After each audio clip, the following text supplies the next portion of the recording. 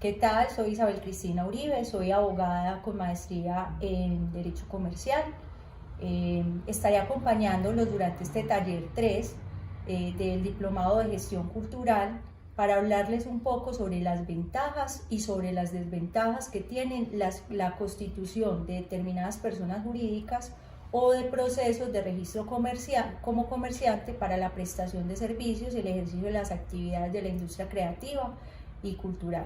Para poder enfrentar todo este proceso y reconocer cuáles son las figuras más pertinentes que podemos emplear a la hora de prestar estos servicios y estas actividades, como lo decía, es necesario hacernos una serie de preguntas, unas preguntas que están relacionadas con qué tipo de actividad o cómo cataloga la ley la actividad de la industria creativa y cultural.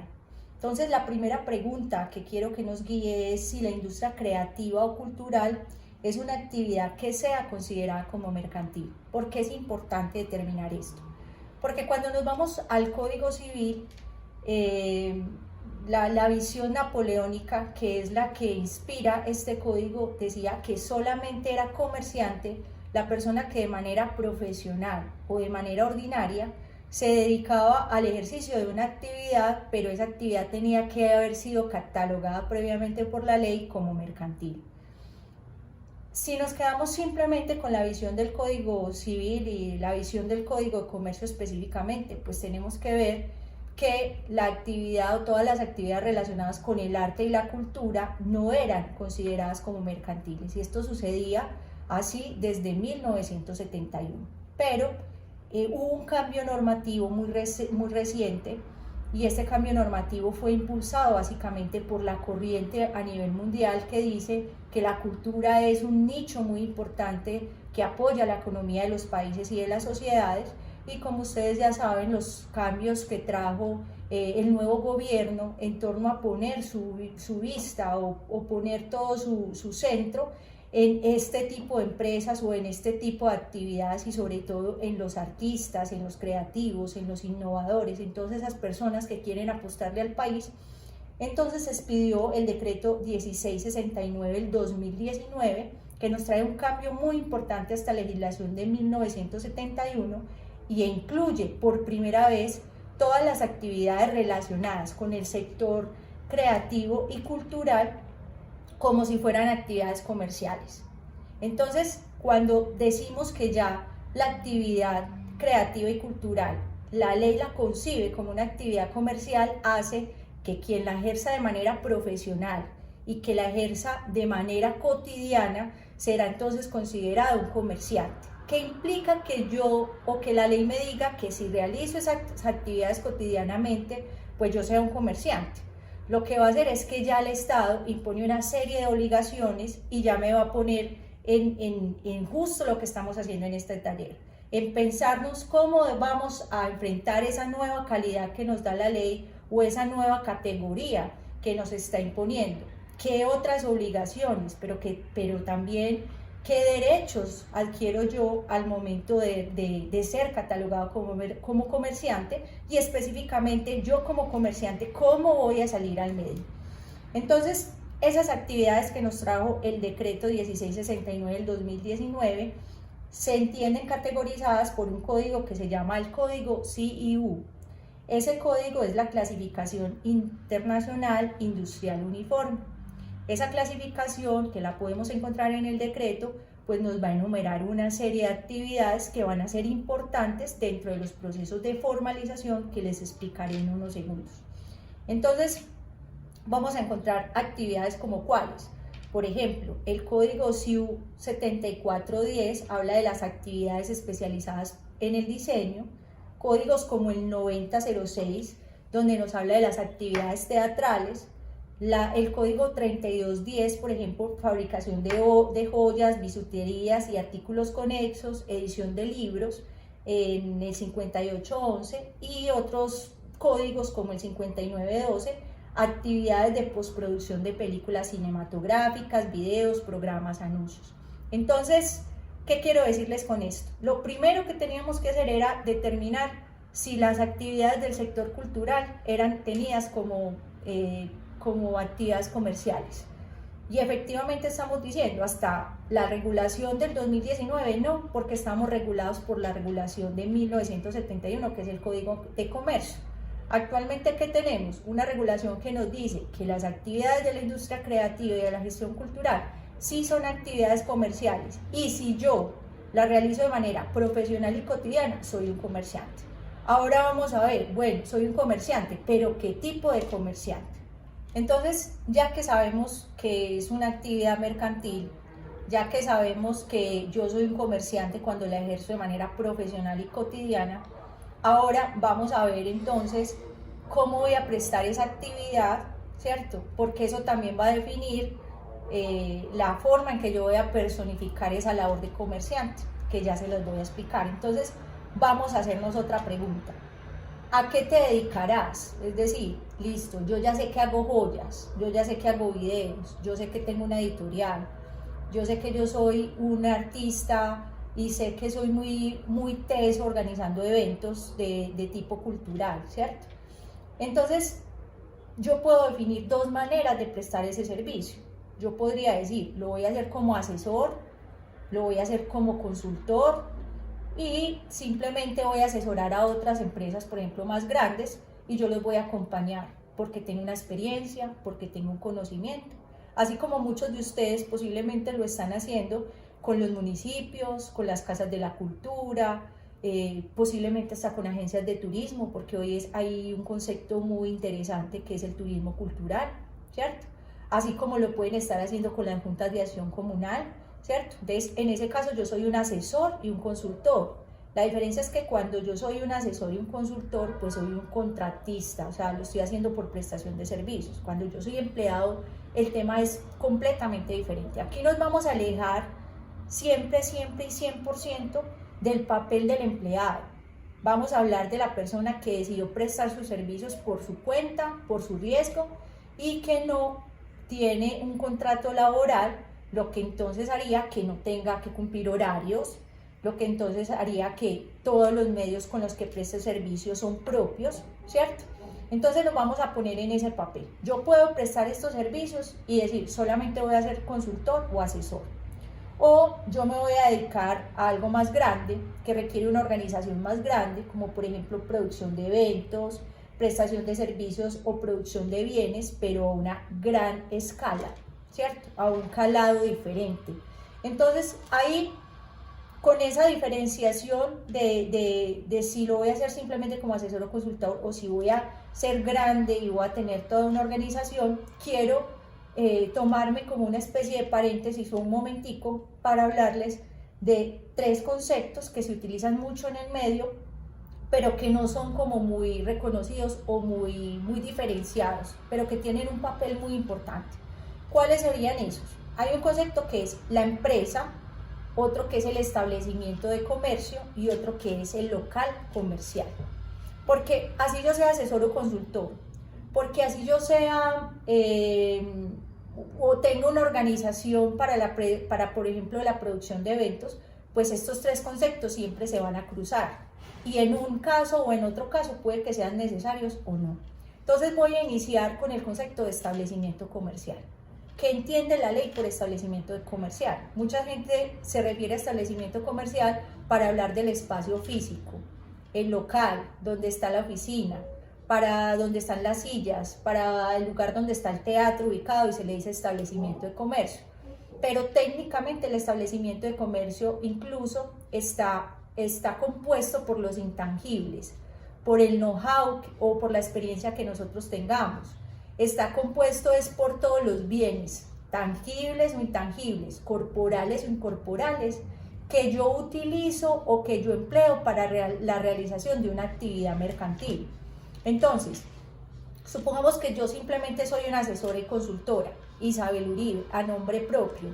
En ese caso, como asesora y consultora en nombre propio, entonces yo podría decir, yo soy Isabel Uribe, pero tengo un establecimiento de comercio. En cuanto que yo tengo un conocimiento, tengo un computador, tengo una cámara, y a través de ellas hago servicios o presto servicios o realizo algunas actividades, ¿cierto? Entonces mire que no es necesario tener un local, porque yo puedo ir a un coworking, Puedo ir a un café, puedo hacerlo desde mi casa, puedo hacerlo desde una oficina o desde una montaña, ¿cierto? Y puedo decir que soy Isabel con un establecimiento de comercio. Entonces, vamos a diferenciar ese establecimiento de comercio del local comercial. El local ya es el espacio físico, donde yo organizo ese computador, ese escritorio, ese teatro, esa pantalla, esas sillas para recibir unas personas. Pero no son los elementos, sino el lugar donde yo organizo esos elementos. A eso vamos a llamar local comercial. Como pueden ver, y lo decía en el ejemplo del establecimiento, a veces, y con todos estos procesos de digitalización y nuevas formas de trabajar, cada día esos locales comerciales, esas oficinas, pues han perdido mucho sentido. Y no son elementos que nos definan o no como comerciantes, porque a diferencia del establecimiento de comercio, un comerciante siempre va a tener un establecimiento de comercio, porque el solo know-how que ya tiene o solo su saber ya lo hace, que ya tiene unos bienes o ya tiene un bien que lo va a poner a nivel del establecimiento, ¿sí? Ahora, ¿qué es la empresa? Entonces, mucha gente dice, la empresa, y también piensan en ese espacio físico, como en ese lugar más grande que una oficina, ese lugar más grande que un local. Y realmente el artículo 25 del Código de Comercio nos dice que la empresa es la actividad mercantil. Es decir, la empresa no es un concepto físico ni tangible, sino que el código define como empresa la actividad que nosotros sabemos hacer. Entonces, si nosotros vamos a hacer consultoría, si nosotros vamos a hacer grandes eventos, siempre estaremos realizando una empresa mercantil, que puede o no tener local comercial, pero siempre va a tener un establecimiento de comercio. Entonces, ya tenemos claros conceptos como cuáles. Primero, que todo el trabajo de la industria creativa y cultural, pues es una actividad mercantil, ¿cierto?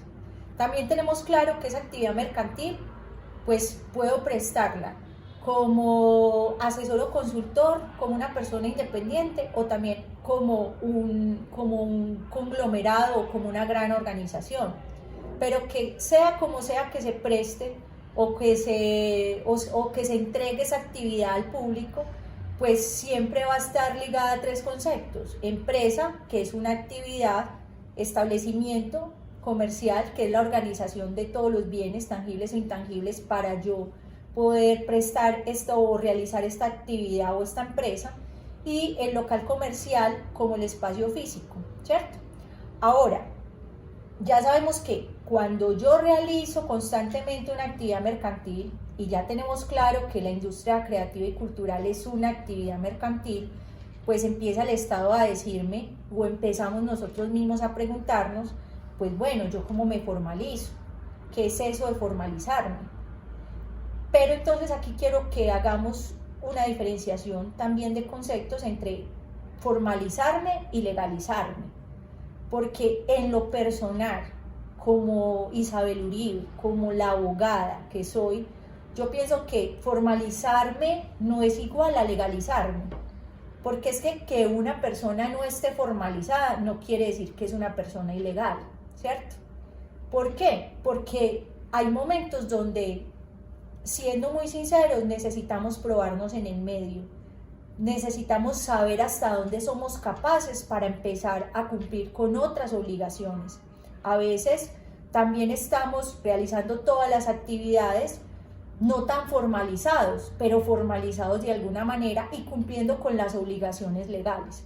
Entonces vamos a hablar un poquito, o este taller está concentrado en que hablemos sobre esas figuras jurídicas, pero esas figuras dentro del contexto de la formalización. Pero para mí era muy importante, para mí es muy importante que no pensemos que por estar informal o no estar formalizados estamos en la ilegalidad. No. ¿Qué es lo que deberíamos hacer? O ya que la ley nos dio ese estatus de comerciantes, pues ¿cómo me formalizo? ¿Cierto? No cómo me legalizo, sino cómo me formalizo. Y eso es justo lo que vamos a empezar, pues vamos a seguir viendo en el taller, una vez ya tenemos claro todos los conceptos que nos antecedieron, que van a ser o que son muy importantes, y que vamos a poder profundizar en ellos cuando tengamos nuestros encuentros sincrónicos, por si pudo haber quedado alguna duda en alguno de estos temas. Entonces, vamos a arrancar con eso de cómo me formalizo. Entonces, hace unos segundos les decía, yo puedo decir que soy muy teso en joyas, pero yo quiero ser simplemente una persona solita, natural. Para eso hay una solución jurídica y es la primera o es el primer perfil jurídico que vamos a tratar, que se llama la persona natural comerciante, ¿sí? ¿Qué es esa persona natural comerciante? Entonces, resulta que soy yo, soy muy tesa en diseño, soy muy tesa haciendo videos, ¿sí?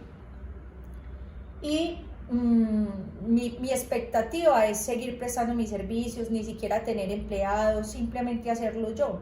Entonces la ley lo que nos dice es, listo, pasado un mes, contado desde que usted empezó a realizar esas actividades, lo que usted debería hacer, o el llamado que nosotros le hacemos, es que usted se formalice. Pero como uno no va a construir empresa, entonces uno dice, no tengo que ir a nada Cámara de Comercio. Pero sí, hay una opción que es, yo me matriculo como persona natural comerciante. Que yo me inscriba ante la Cámara de Comercio o que yo me registre ante la Cámara de Comercio, ¿qué va a hacer? Primero, que la Cámara de Comercio maneja un registro público de los comerciantes. ¿Qué quiere decir? Pues que yo para el resto de las personas pues ya voy a ser un comerciante. Segundo, que estoy dispuesto a asumir algunas obligaciones, ¿cierto? Algunas obligaciones como cuáles, como el pago del impuesto de industria y comercio, básicamente.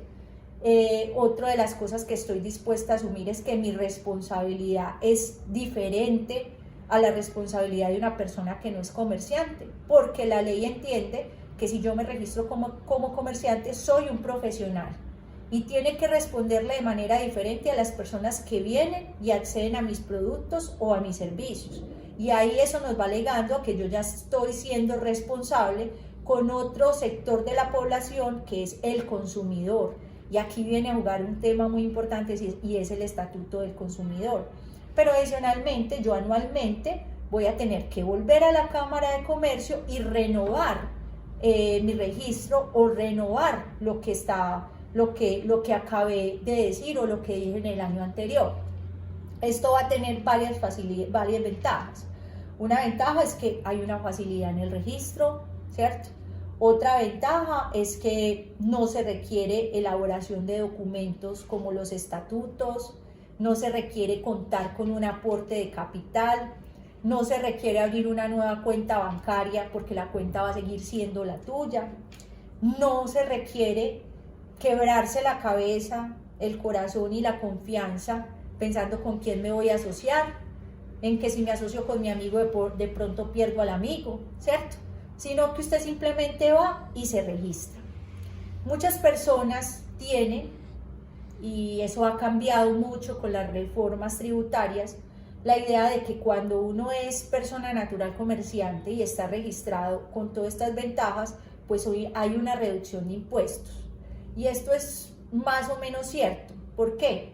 Porque vamos a estar ligados en temas de impuestos a unos topes y eso lo voy a mostrar como una desventaja. Entonces voy a hablar de desventajas porque así está nombrado el taller, pero vamos a renombrarlo y vamos a decir como oportunidades, ¿cierto? Entonces, a ver, como desventaja o como cosas que hay que tener, oportunidades que debemos mejorar y que tenemos que empezar a pensar es que si yo me registro como persona natural comerciante, el día que yo presto un servicio y lo hago mal, me pueden demandar y me van a demandar a mí con todo mi patrimonio. Así yo no tenga todo mi patrimonio vinculado o puesto en la prestación del servicio. ¿Eso qué quiere decir? Que si yo tengo mi casa, que si yo tengo mi carro, o tengo muchas casas, o tengo muchos carros, pero que no están vinculados, que llegaron a mí porque me los dio mi papá, o porque me los donaron, o porque yo los conseguí independientemente de la actividad que realizaba, pero presté el servicio mal y me van a demandar a Isabel y van a poder ir por todo ese patrimonio. Entonces, cuando vos sos persona natural comerciante, van por todo. Tú eres responsable con todo, con tu nombre, con todo tu ser, con todo tu patrimonio. lo que vamos a ver no va a pasar cuando hablamos de las sociedades. Lo otro es que en todo este tema de incentivar a todas las personas que están en el sector industrial o creativo, de la industria creativa, perdón, o de la industria naranja, pues el Estado no tiene en cuenta a las personas comerciantes o la persona natural comerciante.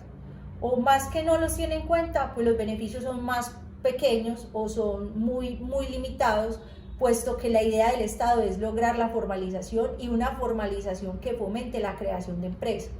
Cuando tú eres persona natural comerciante, lo que haces es ser un empresario, ser un comerciante, pero no estás creando empresa. Y se entiende que no estás creando empresa porque la vocación de la persona natural comerciante para el Estado no es la creación de nuevos empleos, porque no hay personas que dependan directamente de él. Entonces ahí, cuando uno revisa un poquito los incentivos y las regulaciones que están saliendo desde el 2018 en adelante en temas de este sector, uno ve que hay un desestímulo para que las actividades culturales sean prestadas a través de esta figura de la persona natural comerciante. También vamos a encontrar que hay límites para contratar con algunas empresas. En la actualidad, por el cambio de la factura electrónica o por cambios tributarios, también hay muchas empresas que no están contratando con personas naturales comerciantes. Entonces nos excluyen de un número interesante o una población interesante del mercado a la que nosotros podríamos prestarle el servicio, pero por efectos tributarios no es conveniente para ellos contratar con este tipo de personas. Y lo que les decía, por último, lo que les decía ahora, y es que el tema de la reducción de impuestos, pues sería que yo voy a responder dentro del régimen simple, ¿cierto? Simplificado, hasta que yo facture 49 millones de pesos. Si yo paso la facturación a más de 49 millones de pesos en un año, básicamente yo ya me tengo que cambiar de régimen y tengo que pasar al régimen común y voy a asumir, aún siendo persona natural, toda la carga tributaria que tendría una persona si fuera una persona jurídica o si fuera una sociedad o si fuera una empresa. Entonces, esta figura no es que tenga muchas desventajas ni muchas ventajas, sino que esta figura va a ser interesante en la medida en que pensemos muy bien qué quiero venderle, qué quiero entregarle, qué quiero aportar yo al mercado con lo que sé y saber si esta es la camisa o esta es la ropa que es de nuestra talla. Y con esto espero que, como lo decía ahorita, en nuestros encuentros sincrónicos, establecer si de pronto esa es la necesidad que ustedes tienen, si de pronto lo que ustedes hacen se acoge más a esta figura y de pronto es más saludable para lo que ustedes quieren hacer, ¿sí? Porque quiero insistir y quiero recalcarlo en esta charla que tenemos en este momento, y es que si yo no escojo muy bien la camisa, y entiéndase camisa como esa figura jurídica que voy a utilizar en el mercado, puede que de entrada ya entre perdiendo, porque voy a poder estar asumiendo obligaciones demasiado grandes, demasiado costosas, que no van a ayudarme mucho a hacer o a ofrecer una buena competencia en el mercado. Y cuando digo competencia no estoy hablando de un mal término, porque la competencia leal es una competencia sana, pero si yo entro con desventaja voy a ser tranquilamente derrotado. Entonces esta es la primera figura jurídica. Yo puedo prestar mis servicios en el sector de la industria creativa o cultural como una persona natural comerciante, con obligaciones que son obligaciones propias y a nombre propio. Y también podríamos decir que esta persona natural comerciante pues puede tener establecimiento de comercio a su nombre sin necesidad de tener constituida una empresa. Abordado el tema de la primera figura jurídica, es decir, la persona natural comerciante, vamos a dar un salto a personas que ya no son personas naturales comerciantes, sino que son otro tipo de empresarios o son otro tipo de formas de ingresar al mercado. Pero como ya lo pueden notar, me gusta mucho ir introduciendo el tema a través de preguntas. Entonces, ahorita hablábamos de, yo puedo prestar el servicio como asesor o consultor, pero también puedo hacer una industria para la producción de eventos, prestación de servicios a un gran calado. Cuando yo estoy pensando en un objeto social de producción de eventos, prestación de servicios a gran calado, me tengo que hacer la pregunta de cómo quiero yo prestar esos servicios, pero más que cómo quiero prestar esos servicios es qué quiero hacer con el dinero que ingrese o con esas ganancias que ingresen de la prestación de esos servicios. Entonces, el mundo jurídico o los teóricos del mundo jurídico han definido un concepto que también es muy común, que se llama las empresas o las entidades con ánimo o sin ánimo de lucro. Considero que esto es importante aclararlo, porque las personas creen que cuando se habla de empresas sin ánimo de lucro es que no se genera dinero. Y entonces uno se pregunta, entonces una universidad no genera dinero. Pues sí genera dinero. Es que yo tengo un teatro y es sin ánimo de lucro, pero eso quiere decir entonces que no genera dinero, ¿cierto? O que yo tengo que trabajar en la gestión cultural sin generar dinero. Lo que nos va a diferenciar una entidad sin ánimo de lucro de una entidad con ánimo de lucro es que todas dos sí tienen ganas de lucrarse, es decir, en todas hay generación de riqueza, en todas hay generación de dinero. ¿Cuál es la diferencia? Que yo luego ese dinero que puede reportarse como utilidades o como ganancias, no la voy a distribuir o no la voy a usar para los socios o no la voy a repartir con los socios, o si yo no tengo socios, como lo vamos a ver ahorita, sino que tengo una sociedad en donde yo soy la única accionista, pues esas utilidades no las voy a poder usar o no las voy a poder llevar a gastármelas en gustos propios o en mi beneficio propio o en el beneficio propio de mis accionistas. Entonces, cuando hablamos de una entidad con ánimo de lucro, es una entidad que genera utilidades, genera riqueza, genera ganancias y la distribuye entre las personas que la fundan o la crean. Mientras que las entidades sin ánimo de lucro tienen que coger estas ganancias, estas utilidades y reinvertirlas en la mejor prestación de su objeto social, que es lo que hacen las universidades.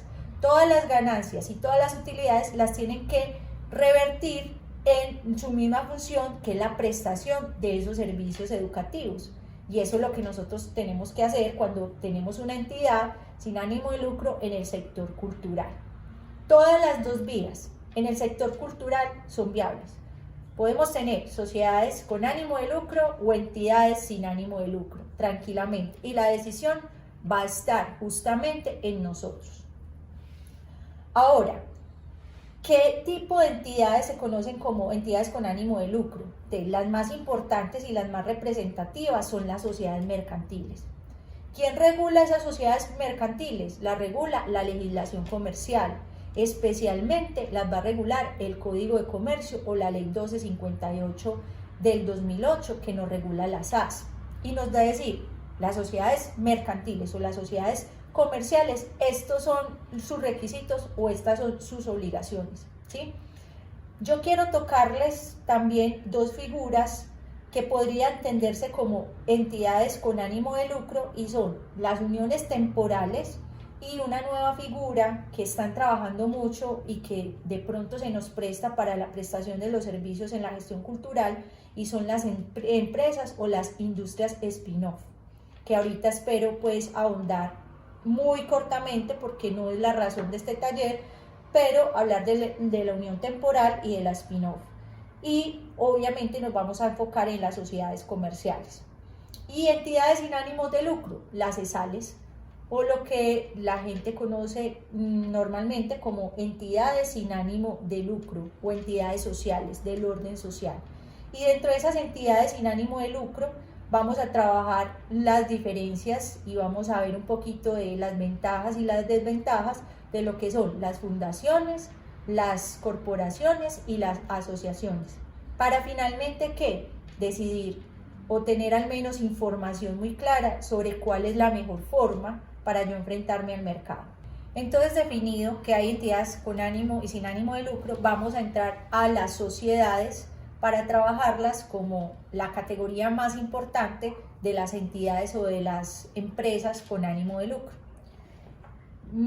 ¿Qué vamos a decir entonces de las sociedades comerciales? Para definirlo quiero utilizar un concepto nuevo que trajo ese mismo decreto 1669 de 2019, que nos define qué se considera como una sociedad creativa o una empresa creativa.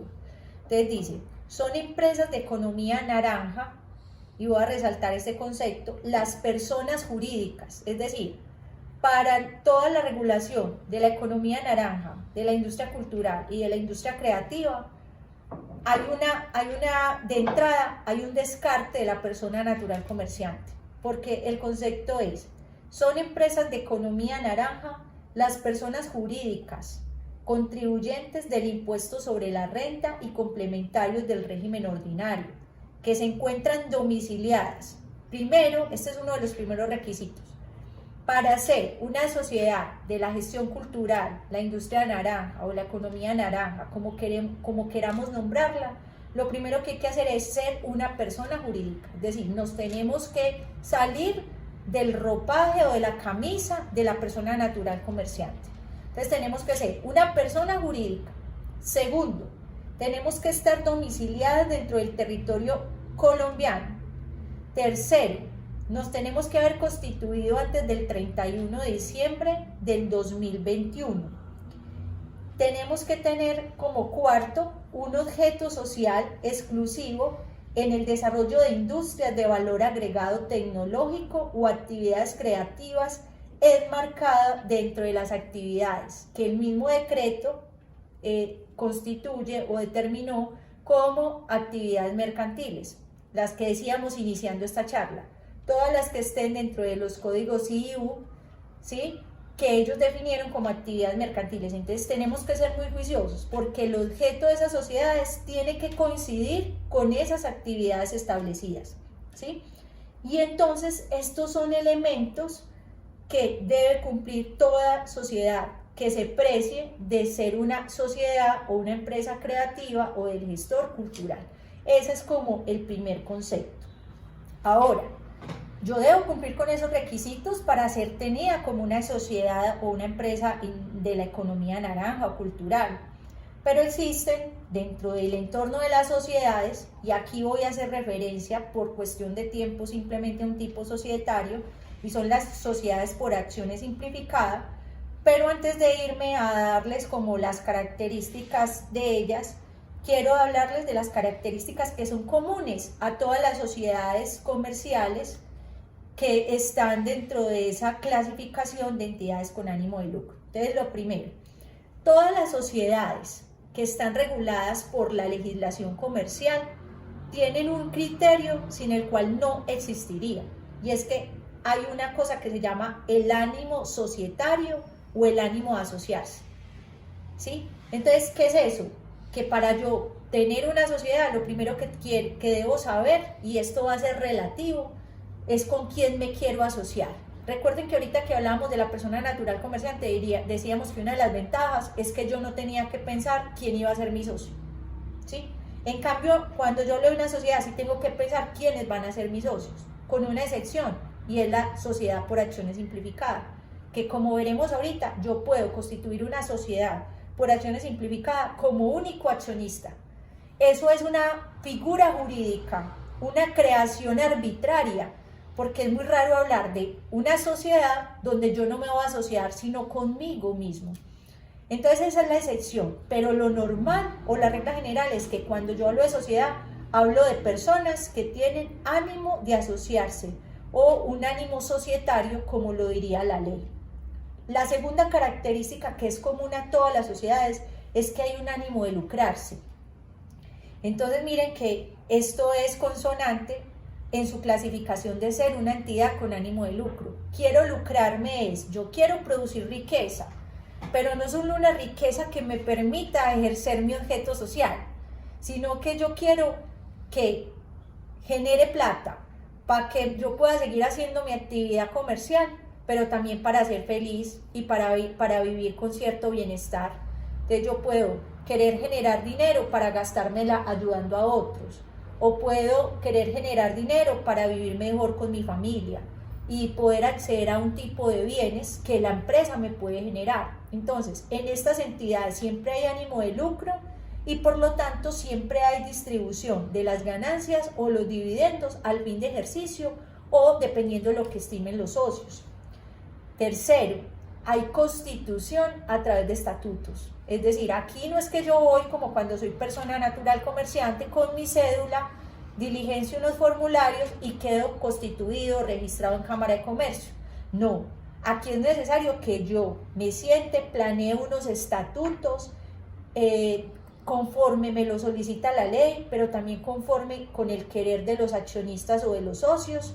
Y estos estatutos pues los puedo hacer o por escritura pública, por regla general o por documento privado de manera excepcional, ¿sí? Y registrarlos en Cámara de Comercio. Entonces ahí hay un trámite que me implica un mejor pensamiento de cuáles son las reglas que me van a regular a mí ese desarrollo empresarial. Como lo decíamos ahorita, estas sociedades son sociedades que deben estar domiciliadas en Colombia, tienen que tener un objeto social claro, y este también es un concepto relativo. ¿Por qué? Porque por regla general todas las sociedades deben decir exactamente a qué se dedican, y si es en el sector creativo, como lo vimos anteriormente, más, porque el objeto social debe estar articulado específicamente a lo que dice el decreto 1669 del 2019. Hay que definir un periodo de duración, ¿cierto? Hay que decir cuánto tiempo quiero que la sociedad esté en el mercado, cuál es la duración de ese periodo. Hay que registrarla, como ya lo he dicho, ante la Cámara de Comercio, según la jurisdicción. De donde yo esté ubicada, donde yo vaya a prestar el servicio, debo saber cuál es la Cámara de Comercio más cercana y ahí hacer el registro. Tengo la obligación de nombrar un representante legal, ¿cierto? Que puede ser el mismo gerente, o en ocasiones no. Debo tener un subgerente, ¿sí? Y también va a haber un órgano más grande de dirección, que es el que va a orientar todo ese quehacer empresarial de la mano de ese representante legal o de ese gerente que vamos a nombrar. Obviamente tengo que cumplir con todas las responsabilidades legales para las empresas, todas y cada una de ellas, y debo cumplir todos los requisitos tributarios propios del régimen común, que aunque esta charla no tiene una visión tributaria, porque es específicamente jurídica, ahorita quiero hacer mención como de cuáles son los principales obligaciones tributarias o cargas tributarias que tiene una sociedad, pues para que ustedes la conozcan. Entonces, ¿qué obligaciones tributarias vamos a tener? Las obligaciones tributarias que vamos a tener, y aquí voy a entrar con una excepción muy grande que nos trajo la ley, y es para justo las empresas de nuestro sector, del sector creativo y cultural. Ojo, esta excepción no está dada para ningún otro tipo de empresarios, solamente empresarios que cumplan los requisitos de lo que la ley reconoce como una sociedad creativa, ¿cierto? Y obviamente que su objeto social esté vinculado a los códigos IU que fueron materia al inicio de esta charla. Entonces, ¿qué nos dice la ley? Mira el beneficio tributario, dice: habrá exención de los impuestos sobre la renta por 7 años para los nuevos emprendedores que inviertan en la economía naranja y creen un mínimo de empleos. Esta medida incluye la deducción del 100% del IVA pagado en la importación, formación, construcción o adquisición de activos fijos y disminución gradual de la tarifa de renta presuntiva del 3.5 al 3 en el 2019, es decir, ya aplicó el año anterior, del 1.5 de la renta presuntiva, que es en la que estamos este año, y para el próximo año habría una renta presuntiva del 0%, todo aplicado para el 2021. Pero, ¿qué nos dice la ley? Para que a mí me aplique esta exención sobre la renta por los 7 años, con esas disminuciones, ¿cierto? La exención más las disminuciones, es necesario que yo emplee como mínimo a 3 personas. y dentro de esas 3 personas no puede contarse el representante legal o el administrador, ¿sí? Pero entonces otras condiciones, y ya les hablábamos, para que también apliques esta exención es necesario, primero, que nos constituyamos antes del 2021, entonces nos tenemos que ir desanimando ya, ¿sí? Y irla pensando para finalizar este año o para el año entrante, pero sin que se nos pase al 2021. Y como les acabé de decir, pensar muy bien en la posibilidad de generar esos 3 empleos adicionales diferentes a quien sea el administrador o el representante. Como les dije hace un momento, quise empezar por lo que la ley ha traído en especial para este tipo de sociedades culturales o creativas. Pero voy a hablarles a continuación, o les voy a mencionar, de las obligaciones que son generales para todo tipo de empresas. Entonces vamos a hablar de que toda persona que se constituya como una sociedad mercantil, pues primero es responsable o son agentes de retención en la fuente, de la renta, del IVA, del ICA. Son responsables del IVA en caso de que esta actividad sea gravada con el impuesto. Son contribuyentes del impuesto a la renta del régimen ordinario. Están obligados a expedir facturas electrónicas. Deben reportar información exógena. Son responsables del impuesto de industria y comercio. Deben pagar el impuesto predial en caso, pues, de ser titulares del local comercial donde se presta la actividad. Están obligados a llevar contabilidad. Esta obligación es normal y es general, incluso para las personas naturales comerciantes, y están obligados a tener revisor fiscal según el monto de los ingresos y los activos. Entonces, todo esto que les acabo de decir son características generales a todas las sociedades, y lo que les acabo de decir en materia de impuestos o en materia tributaria es general para todas las empresas o todas las sociedades. Hay un dato que quiero dejar o quise dejar para lo último, y es que cuando yo me constituyo como una sociedad o una empresa mercantil, hay una ventaja de niveles mayores, y es que cuando yo constituyo una sociedad, una entidad con ánimo de lucro, cuando yo constituyo una sociedad mercantil, estoy creando una persona nueva, que ya no soy yo, Isabela, que está prestando el servicio, como pasa con la persona natural comerciante, ese que responde con su patrimonio propio, sino que es otra persona independiente de mí, con un patrimonio propio, que para lo bueno y para lo malo es independiente. Para lo malo, si van a demandar porque hubo un problema en la realización de alguna actividad o hay alguna responsabilidad, los socios están salvaguardados en la mayoría de los casos de esa responsabilidad, y solo se perseguiría a esta empresa, que es una persona nueva, es una entidad jurídica nueva, creada por disposición de ley, por acuerdo de voluntades de sus accionistas, que tiene incluso un número de identificación diferente, como es el número de identificación tributaria. Es decir, es una persona que tiene vida y que tiene obligaciones propias independientes. Ahora quiero tomarme un momento para hablar de una sociedad, de todo ese universo de sociedades con todas esas características comunes, que es la SAS. Entonces, la sociedad SAS es la Sociedad por Acciones Simplificada, por sus siglas SAS. Es quizá la sociedad que ha introducido mayores excepciones en el mundo del entendimiento tradicional societario. Es una sociedad realmente interesante. Como profesional en ejercicio y especialista en la constitución de este tipo de sociedades, pues es en las que más he tenido experiencia, pero también es la que me parece la sociedad más dinámica y que más se ajusta a las necesidades de cualquier comerciante. Y lo digo ¿por qué? Porque miren que siempre hablamos del ánimo societario. El ánimo societario siempre fue vital para cualquier sociedad, pero la SAS viene y quiebra esto y te dice: tú puedes tener una persona jurídica independiente, puedes tener una sociedad asociándote contigo mismo. Es una figura muy rara, pero te dice, puedes crear una sociedad tú solo, tú puedes crear una persona jurídica solo. Es como si te dijeran, tú puedes tener un hijo sin necesidad de otra persona, tú solo lo puedes fecundar, tú solamente puedes concebirlo, tú solo, ¿cierto? Entonces, eso hace la SAS. La SAS dice, tú solo puedes crear una persona jurídica independiente. Entonces, una de las características es que la SAS puede ser unipersonal y quiebra el principio del ánimo societario.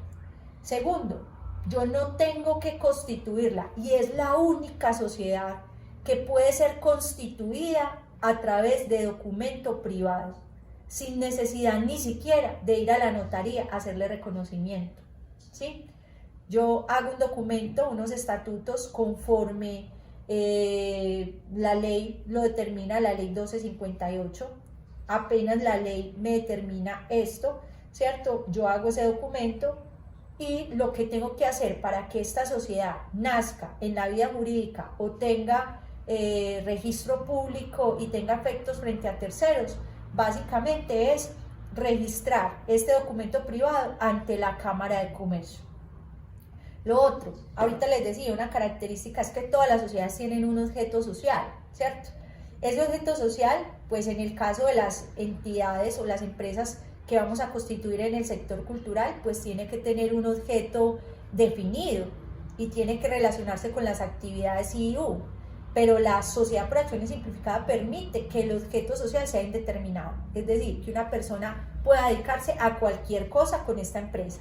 Mi recomendación es que si vamos a crear una SAS, hagamos un objeto social mixto, es decir, donde combinemos elementos de la sociedad, del objeto social delimitado, ¿sí? Pero también dejemos la posibilidad de hacer otro tipo de actividades y simplemente hacer una redacción más abierta para que se puedan realizar otras actividades si ese es el caso. La duración es indefinida. En la mayoría de las sociedades uno lo que hace es decir, esta sociedad va a durar 10 años. Después de estos 10 años nosotros tenemos que decir si la renovamos o simplemente entra en disolución. En este caso de la sociedad yo no tengo que decir una temporalidad, es decir, yo puedo constituir una sociedad durante toda la vida, mientras esté vivo el único socio o el único accionista en caso de que sea de ese tipo de sociedades unipersonales. Hay otra cosa muy interesante y es que acá es la sociedad que mejor protege el patrimonio de las personas y cumple con ese principio de que cuando vos creas una sociedad, tu patrimonio está protegido, porque se entiende que el patrimonio personal del accionista es independiente del patrimonio de la sociedad. Pero, por ejemplo, en otras sociedades, diferente a la sociedad por acciones simplificada, esto se puede romper bajo algunas excepciones.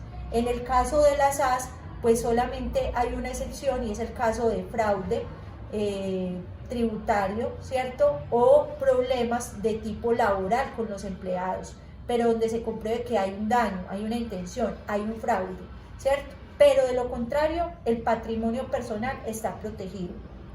Y en la mayoría de los casos, dependiendo de su monto, no se requiere en ningún momento revisor fiscal, a no ser que ese revisor fiscal pues sea solicitado o sea mandado por una entidad como es, por ejemplo, la Superintendencia de Sociedades, pero por lo general una sociedad por acciones simplificada no va a requerir de revisor fiscal. Resaltando entonces que las principales entidades con ánimo de lucro son las sociedades, con su sociedad especializada, como es la sociedad por acciones simplificada. Como les había anunciado, quiero tocar muy de paso el tema de dos, podríamos decir que son figuras jurídicas con ánimo de lucro, pero son figuras jurídicas especializadas como son las uniones temporales y la spin-off. La spin-off, voy a empezar con la spin-off. La spin-off es una figura jurídica que nos trae la ley 1838 del 2017. ¿Qué es la spin-off? Para mí la spin-off es una oportunidad porque es una sociedad que por lo general va a ser una sociedad por acciones simplificada. Pero ¿cuál es la importancia de esta spin-off? que la spin-off crece o nace con una vocación, y es la explotación de bienes tecnológicos o bienes de base tecnológica de un importante calado. Pero no solo eso, sino que las spin-off son la oportunidad que tienen las universidades o las instituciones de educación superior de unirse con otras sociedades, por ejemplo, sociedades creadas por el sector cultural para apalancar una idea de negocio en el mercado. Entonces, esta es una figura que pues no nos trae una sociedad nueva, porque podemos hacer uso de cualquiera de las sociedades, incluso, y valga la pena decirlo en este momento, podría ser incluso una ESAL, es decir, podría incluso ser una entidad sin ánimo de lucro, que se une con una universidad, como por ejemplo la Universidad de Antioquia, como la Universidad Nacional, o con una universidad privada como la Universidad Pontificia Bolivariana, porque se desarrolló un bien cultural con base tecnológica para ser llevada al medio. Entonces, me gustaría invitarlos a que conozcan la ley spin-off, a que conozcan la spin-off como una oportunidad también de ir de la mano del sector educativo y unirse con el sector cultural para prestar un servicio en el mercado. Tenemos entonces otra figura que es la unión temporal. ¿Qué es la unión temporal? La unión temporal es una oportunidad que me da el mundo jurídico a través de su fuente primaria del derecho, que es la voluntad de las partes, para unirme con otra persona jurídica. Entonces vamos a tener que yo, Isabel Uribe, tiene una persona jurídica para prestar servicios culturales o de la industria creativa, ¿sí? Y me voy a unir con otra sociedad de un amigo o un desconocido, y porque descubrimos que juntos podemos hacer mejor las cosas, pero incluso descubrimos que no siempre tenemos que estar juntos, sino que para algunos eventos de gran envergadura podemos trabajar juntos. Entonces la ley permite que nos unamos o que se unan a través de una figura jurídica que se llama la unión temporal. ¿En qué casos es muy interesante esta unión temporal?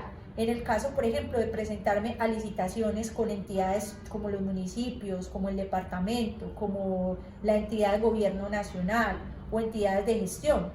Entonces, unimos esfuerzos, unimos conocimientos, unimos responsabilidades, unimos equipos de trabajo, y sin necesidad de crear una nueva sociedad con toda la carga que implicaría tener este tipo de sociedades, ¿sí? Creamos una figura nueva y nos podemos por un tiempo determinado y para un fin particular, pues prestar el servicio en comunidad o en conjunto, asumiendo que las responsabilidades en las uniones temporales pues es solidaria frente al tercero que me contrata, pero es una responsabilidad independiente por el aporte de conocimiento o por el aporte administrativo que se tenga entre las partes en ese contrato y de acuerdo a cómo se haya pactado. Entonces, no solamente las sociedades son entidades con ánimo de lucro, no solo las sociedades son oportunidades, ¿cierto?, de estar en el mercado. Estas sociedades también pueden transformarse o unirse a otras figuras jurídicas, ¿sí?, y permitirnos llegar a otros públicos y unir esfuerzos y prestar un mejor servicio en el mercado. Entonces, quiero dejarles como esa antesala, y si es posible podemos ahondar más en ellas, y es la posibilidad de crear spin-off de las manos de las universidades e instituciones de educación superior colombianas, y también crear uniones temporales para brindar servicios o para cubrir necesidades de unos requerimientos muy específicos, como se puede dar en el caso de las licitaciones. Para ir finalizando este taller, o al menos en su componente asincrónico, acá hablando con esta cámara, vamos entonces a hablar de las personas jurídicas o de las entidades sin ánimo de lucro. ¿Quiénes son estas? ¿Cuáles son sus características? ¿Qué las diferencian de las sociedades o de esas entidades con ánimo de lucro que acabamos de abordar? Como ya lo había anunciado, pues vamos a hablar de personas jurídicas sin ánimo de lucro especiales, como son las corporaciones o asociaciones y las fundaciones. ¿Qué diferencia una asociación o corporación de una fundación? Pero entonces volvamos al concepto de qué es una entidad sin ánimo de lucro. Recuerden, estas entidades sin ánimo de lucro no es que sean personas jurídicas que no generan riqueza, son personas jurídicas que generan riqueza, pero lo que hacen es que no hay distribución de sus aportes, no hay distribución de los beneficios, ¿sí? Sino que se deben volver a emplear para el mejoramiento de los fines para la cual fue creada. Esa es la gran diferencia. Entonces, ¿qué características tiene una corporación y una asociación? Entonces, lo primero, aquí va a pasar o va a ser muy similar a las sociedades. Aquí hay un ánimo de asociarse, porque, por ejemplo, a diferencia de la fundación, como ya lo veremos, las asociaciones o las corporaciones son reuniones de personas que se asocian para juntos ir en pro de un bien común. A estas personas nosotros las llamamos corporados. Entonces, una característica primordial de las corporaciones o asociaciones es que son un grupo de personas. Son un grupo de personas que quieren trabajar por un bien específico. La otra característica, pues es obvia al estar dentro de la gran clasificación de sin ánimo de lucro, son entidades que, a diferencia de las sociedades mercantiles, no tienen ánimo de lucro. Como ya lo he dicho muchas veces, no hay reparto de utilidades, no hay devolución de los aportes. ¿Qué finalidad tiene una asociación o una corporación? La única finalidad que tienen este tipo de entidades es el bienestar de los asociados, sea físico, intelectual, moral o también artístico. Las asociaciones o las corporaciones son esas entidades sin ánimo de lucro que más se han usado o que fueron de una naturaleza muy cercana a todo el tema cultural y a todo el tema del sector de la industria creativa y de la innovación. Pero eso ha cambiado mucho. Porque en principio cuando a un abogado le decían somos un grupo de profesionales, de profesiones libres, de artes o liberales o profesiones liberales como lo definía el Código de Comercio, pues uno decía, como esto no es una actividad mercantil, usted no puede ser una sociedad mercantil. Entonces usted sea una corporación, usted sea una asociación o usted sea una fundación. Pero ese decreto del 2019 tan mencionado vino a cambiar esta visión. Y entonces, aunque existe esa figura, aunque está todavía vigente, pues no es el único camino que tienen los gestores culturales, no es el único camino que tienen los creadores, los innovadores, los artistas, quienes aportan con tanto empeño, con tanta pasión al mercado y a la vida de las personas.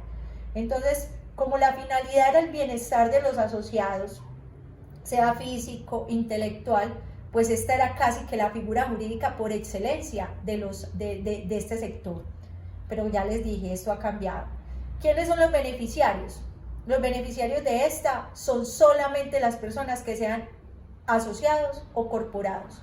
No hay personas externas que se beneficien de las actividades de estas entidades, porque lo que se hace es por y para los asociados al ser una entidad que está definida como una asociación de personas. Los términos de duración de estas asociaciones o corporaciones pueden ser indefinidos y tienen un órgano muy importante de dirección que es la Asamblea General de Asociados o de Corporados. Las corporaciones o las asociaciones tienen también unas causales de disolución que son muy diversas, o bueno, no son muy diversas, pero sí son diferentes a las de las fundaciones e incluso a las de las sociedades. Entonces, una de las que nos trae la ley es cuando una corporación o asociación puede entrar en disolución, cuando yo la inscribo ante la Cámara de Comercio y pasan 2 años sin que yo haya hecho o haya ejercido ninguna de las actividades. Segunda forma de que se termine una asociación o corporación, en los casos en que se haya previsto en los estatutos. Porque estas asociaciones, como lo vamos a ver, o estas entidades sin ánimo de lucro también se crean a través de documentos estatutarios. La tercera, por imposibilidad de cumplir el objeto para el cual fue creado. y la cuarta cuando se cancele su inscripción. Son casi causales de disolución muy obvias. Bueno, una vez analizadas las asociaciones o la corporación, vamos a hablar de las características más importantes de las fundaciones. Las fundaciones no son una reunión de personas, como lo decíamos ahorita, que lo resalté tanto, que las corporaciones son realmente uniones de personas, son conglomerados, son grupos de personas con unos fines específicos y para su propio bienestar. En el caso de las fundaciones, son un conjunto de bienes dotados de personería jurídica. En estas fundaciones, pues por su naturaleza o por estar inmersas en ese renglón general de entidades sin ánimo de lucro, pues no tienen ánimo de lucro, es decir, no hay reparto de utilidades, como ya lo hemos dicho, no hay devolución de los aportes, pero tampoco hay un ánimo de asociación, porque incluso una fundación puede ser creada o puede ser fundada por una sola persona que entrega unos patrimonios para dotarlos, como lo dijimos, de personería jurídica y para que a través de ellos se cumplan determinados bienes, determinadas actividades o algunas destinaciones para el fin social o para el fin común. La finalidad justo es ese, fines sociales, fines benéficos, fines de educación como servicio público para lo cual se destinan este tipo de bienes. ¿Quiénes pueden ser los beneficiarios? Cuando hablamos de las asociaciones o las corporaciones, decíamos que los beneficiarios únicamente eran los miembros, los corporados, los asociados. En las fundaciones no ocurre eso. En la fundación los beneficiarios pueden ser terceras personas, completamente independientes y diferentes a las personas que constituyeron o fundaron esta fundación, ¿sí? Con las sociedades, ¿qué pasa? ¿Quiénes reciben los regalías o los dividendos? Pues quienes la fundan o quienes las constituyen. Con las corporaciones, ¿quiénes son los beneficiarios? Quienes crean la corporación. Con la fundación es diferente. La fundación es esos bienes dotados de personería para ayudar a terceras personas. Personas que no están o no hacen parte de ninguna forma de las fundaciones. Al igual que las asociaciones o las corporaciones, tiene un término de duración indefinido. Estas fundaciones están obligadas a tener revisoría fiscal y tienen una asamblea general de fundadores, así como las corporaciones o asociaciones tienen asamblea de corporados. Una de las particularidades que tienen las fundaciones es que las fundaciones no pueden nunca fusionarse con ninguna sociedad o ninguna otra fundación.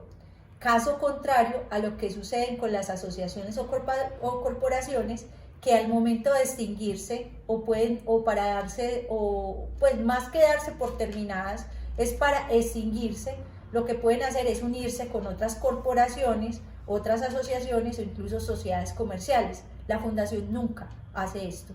La fundación nunca se sumerge en una sociedad ni nunca se sumerge en otra fundación.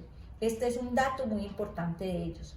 Las causales de disolución de las fundaciones, ¿cuáles son? Son diferentes, como decíamos ahorita, a las de la corporación y de las asociaciones, pero comparten características comunes. Por ejemplo, ¿cuáles? Una vez yo me inscribo en el registro público mercantil, que no lo hago yo no me matriculo como fundación, yo no me matriculo como corporación, yo me inscribo y es diferente. Yo me inscribo para que se lleve un registro de mi existencia, más no me matriculo porque la fundación y la asociación no es mercantil o no son comerciantes.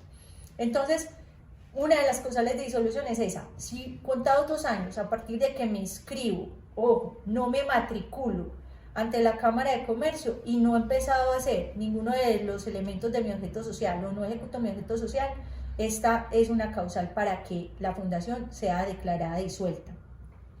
Cuando se hace la cancelación de la inscripción y por extinción del patrimonio o destrucción de los bienes destinados a su manutención. Miren qué causal de disolución tan cercana a la definición de qué es una fundación. tiene toda la razón, tiene toda la lógica, tiene toda la coherencia. Si una fundación es una destinación de bienes para prestar servicios benéficos, ¿sí? Y estos bienes se destruyen o estos bienes se extinguen, ¿sí? Es necesario que la fundación se tenga que declarar obligatoriamente disuelta. Para terminar este taller vamos a hablar de 3 temas que son comunes a las entidades sin ánimo de lucro. Uno de ellos es cómo se constituyen, el otro, cuáles son algunas de sus obligaciones tributarias y por último, cuál es la obligación o por qué tienen la obligación de renovarse este tipo de entidades en la inscripción ante la Cámara de Comercio. Entonces, lo primero, para constituir una entidad sin ánimo de lucro se debe cumplir con los requisitos del artículo 40 del decreto 2151 del 2005. Se pueden constituir por documento privado o por escritura pública que con el decreto 019 del 2012 indica que deben ser inscritos ante la Cámara de Comercio, mas no es necesario matricularse, pues estas entidades no son tenidas como comerciantes según la legislación vigente en Colombia.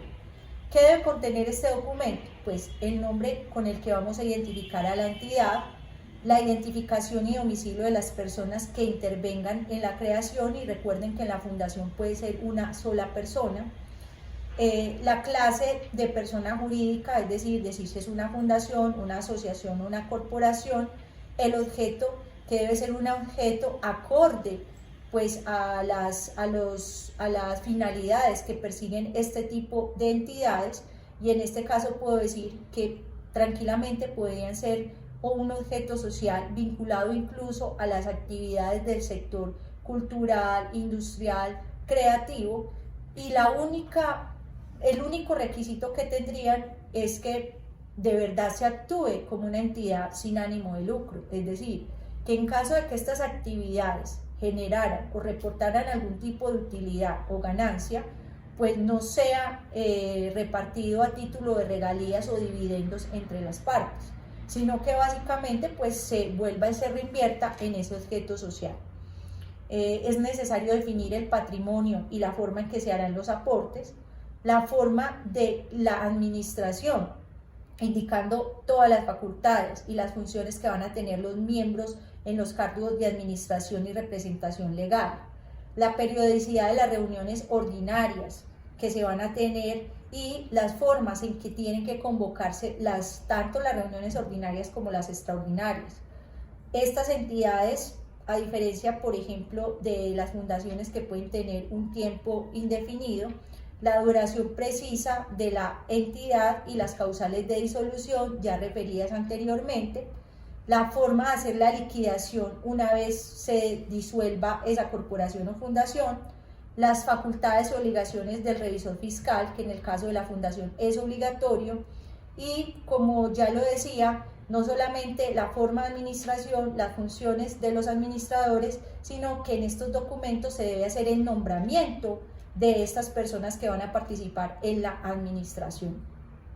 Entonces, hablando de las obligaciones tributarias de las ESALES, tenemos que decir que en principio se podría pensar que por entenderse como entidades sin ánimo de lucro, pues los beneficios tributarios podrían ser superiores, pero realmente con los cambios de la normatividad tributaria colombiana hemos visto que las entidades sin ánimo de lucro deben cumplir con todas las obligaciones tributarias que tiene cualquier sociedad con ánimo de lucro, ¿cierto?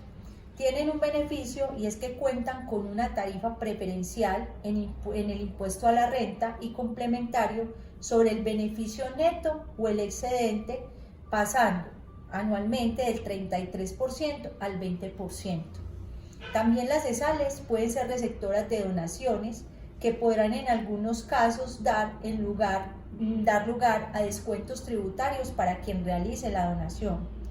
También tienen otra diferencia tributaria, es que no deben liquidar el impuesto a la renta a través de la renta presuntiva, y los pagos o abonos en cuenta que reciba la entidad en desarrollo de su objeto social no estarán sometidos a retención en la fuente.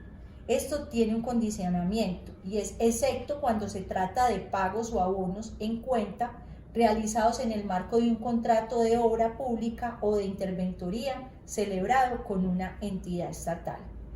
Ahora, dentro de las obligaciones que tienen también las ESALes está la obligación de renovar, recuerden bien, no la matrícula, sino la inscripción de las personas jurídicas.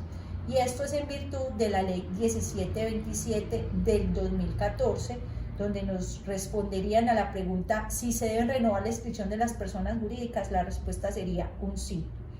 ¿Y cómo lo trata esta ley? Lo que nos dice literalmente es: las sociedades comerciales y las demás personas jurídicas, cuando la ley dice y las demás personas jurídicas, está haciendo referencia específicamente a las entidades sin ánimo de lucro, que hayan incumplido la obligación de renovar la matrícula mercantil o el registro, según sea el caso, en los últimos 5 años, quedarán disueltas y en estado de liquidación. Cualquier persona que demuestre interés legítimo podrá solicitar a la Superintendencia de Sociedades o a la autoridad competente que designe un liquidador para tal efecto. Lo anterior sin perjuicio de los derechos legalmente constituidos a terceros. Ahora, la cancelación de la matrícula mercantil, y esto ya es un tema que nos lleva a la obligación de renovarse también de las personas naturales comerciantes, y dice: la cancelación de la matrícula mercantil de las personas naturales, los establecimientos de comercio, sucursales y agencias que hayan incumplido la obligación de renovar la matrícula mercantil en los últimos 5 años, pues dará lugar a la terminación o la extinción. Entonces, ¿las entidades sin ánimo de lucro deben renovar? Sí. ¿Las sociedades deben renovar su inscripción ante la Cámara de Comercio? Sí. ¿Las personas naturales comerciantes deben renovar la inscripción ante la Cámara de Comercio? Sí. ¿Cada cuánto? La deben hacer cada año, dentro de los primeros meses del año, ¿cierto? ¿Qué pasa? Si se incumple con esta obligación de manera reiterada, la norma dice que durante 5 años, en cualquier caso, seas persona natural, comerciante, seas persona jurídica con entidad sin ánimo de lucro o seas una entidad con ánimo de lucro, va a ser declarada la terminación o la cancelación de este tipo de personas. Agradezco mucho el interés por este video, el interés por realizar pues este diplomado en gestión cultural y por acompañarnos en los demás encuentros que vamos a tener para ahondar un poco más en estas particularidades y llevarlas en concreto a todo el tema del interés de la gestión cultural, la industria creativa o la economía naranja, como también le podemos llamar. Muchas gracias.